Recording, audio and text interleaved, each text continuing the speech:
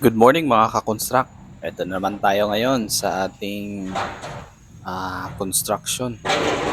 Okay, tuloy tayo. Dito na tayo sa tapos na natin yung lower ground. Paakyat na tayo ng upper ground.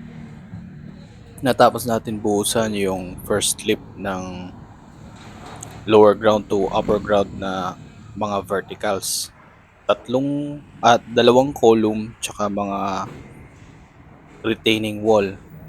Makita natin ito si kuya ngayon na tatanggal na ng mga support ng retaining wall para mabaklas na yung forma at maiangat na para sa second lift papuntang upper ground.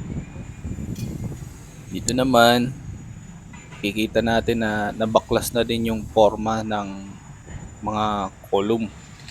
So kakabuhos lang pala nito kahapon ng umaga. At ngayon, halos mag 24 hours na, pwede na natin tanggalin yung mga siding, yung mga structures natin. Dito, kung makikita nyo, yung mga bakal nakalagak na para handa sa pagkabit ng ating mga beams and girders. Nakuha nila yung tamang sukat at pagputol ng bakal doon sa rebar cutting detail natin. Doon makikita yung listahan ng mga sukat.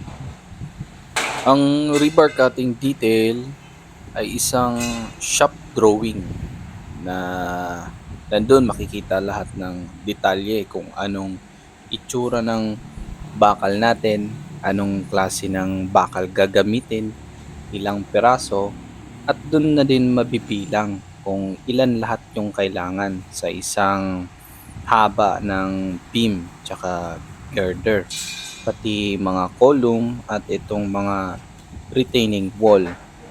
So napaka-critical itong drawing na to kasi dito mo makikita kung ano talagang itsura ng structure mo.